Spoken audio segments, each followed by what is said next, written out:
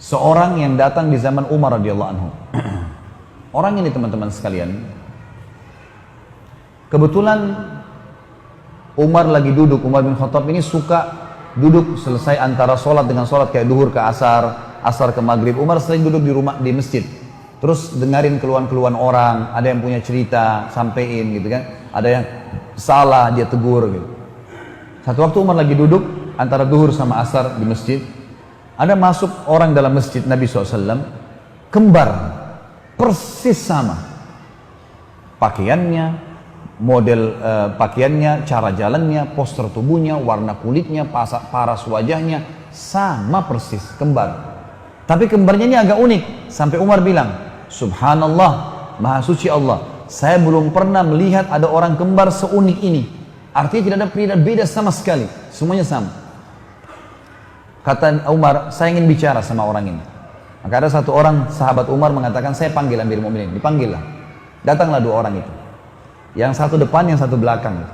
Lalu kata Umar, segala puji bagi Allah yang telah menciptakan kalian kembar seperti ini. Apakah yang di belakangmu itu adikmu? Kata yang di depan ini, bukan Amirul Mukminin.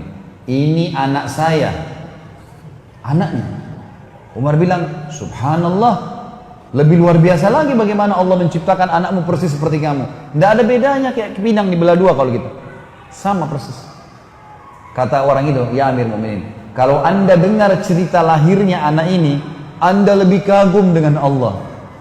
Kata Umar, sebentar, kumpul semua. Atau mesti disuruh kumpul. Dengarin nih kisahnya orang ini. Kumpul semua. Karena dia bilang, kalau anda dengar kisah lahirnya anak ini, anda lebih kagum dengan Allah. Perkataan dengan lebih kagum dengan Allah ini yang menarik bagi Umar. Kumpul semua, dengarin nih. Kita dengarin semuanya, dengar, duduk. Mulailah cerita orang ini. Dia bilang, ya Amir Mu'minin, umur anak saya ini 19 tahun. Yang lalu, 19 tahun yang lalu, saya pernah berjihad. Pergi jihad. Waktu saya pergi jihad ini, hari pertama saya mau jihad, istri saya lagi hamil, saya baru nikah. Istri saya hamil, ada panggilan jihad, saya mau pergi berjihad. Istri saya sedih, karena saya mau pergi jihad, kita masih baru nikah, baru berapa bulan, dia lagi dalam kondisi hamil. Saya tahu kesedihannya, takut sendirian. Maka sebelum saya keluar dari rumah, saya pun memegang perutnya sambil berkata, saya menitipkan bayiku ini kepadamu ya Allah. Itu bahasanya, saya titipkan bayiku ini kepadamu ya Allah.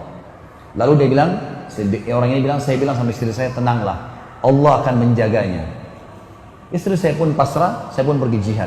Saya jihad selama 9 bulan, dia bilang, 9 bulan di medan perang. Setelah 9 bulan saya berpikir, kayaknya sudah tiba masa melahirkan istri saya. Saya ingin balik ke Madinah, ingin melihat. Kembalilah dia.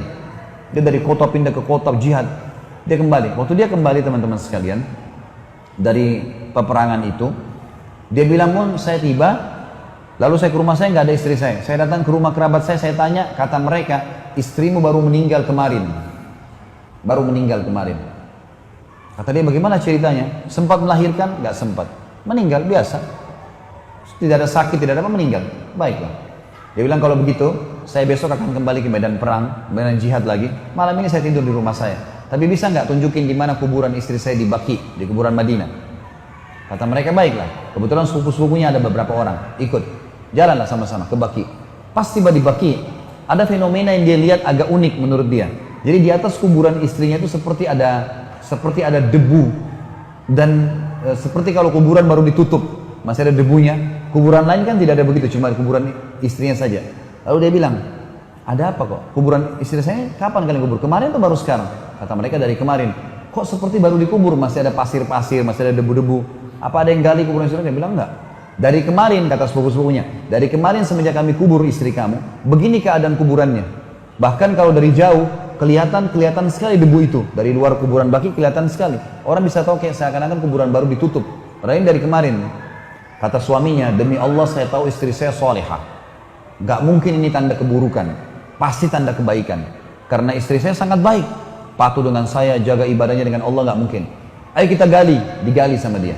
Dia bilang, ya Amir Mu'minin, waktu kami gali kuburan istri saya itu, kami menemukan jenazah istri saya masih utuh, gitu kan?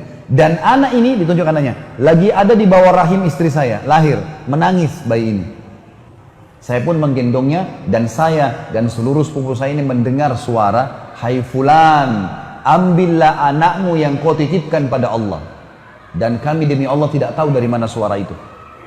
Lalu saya pun mengambil anak saya. Sambil dia nangis dia mengatakan, "Demi Allah ya Amirul Mukminin, kalau saya waktu itu mengatakan ya Allah, aku titipkan istriku juga padamu, maka istriku pun aku yakin belum mati sampai sekarang." Bagaimana kekuatan seorang mukmin sama Tuhannya, teman-teman. Dan memang itu inti daripada agama kita sebenarnya. Bagaimana kita berdoa, beribadah, yakin kalau Allah Azza wa Jalla itu ada. Dan ada ribuan kisah yang seperti ini teman-teman sekalian, yang berhubungan dengan kesolehan orang-orang yang sudah mengenal Tuhannya. Bahagia. Mereka sangat bahagia, musibah bisa dilaluin, nikmat bisa disyukurin, segala macam hal bisa menasihatin orang, dan seterusnya. Ini hal yang paling mendasar dan tinggal sabar. Orang beriman teman-teman, kita semua ini, tinggal sabar. Sekarang Anda tinggal jalankan aktivitas sehari-hari, azan, sholat, puasa kalau puasa, sedekah kalau pas sedekah, baca Al-Quran, jaga amal soleh, jaga diri dari maksiat, jangan riba, jangan dusta, jaga semua itu sampai mati saja, sampai mati saja. Mati demi Allah masuk surga. Surga itu bukan dongeng teman-teman. Keyakinan seorang mukmin, rukun iman kita yang kelima, hari kiamat. Hari kiamat masuk dalamnya kematian, alam barzah, hisab, surga dan neraka. Itu dasar. Hadis Nabi SAW ribuan, ratusan yang menyebutkan masalah surga dan neraka ini. Ada semua. Ini fenomena bukan main-main. Daripada Anda menjadi orang yang bermaksiat, jelas dadanya sesak, tidak tahu harus kemana arahnya, dibenci oleh Allah dan hukumannya ada. Maka jadilah orang-orang yang baik teman-teman sekalian. Sabar sedikit dalam ketaatan, maka kita akan mendapatkan yang terbaik insya Allah.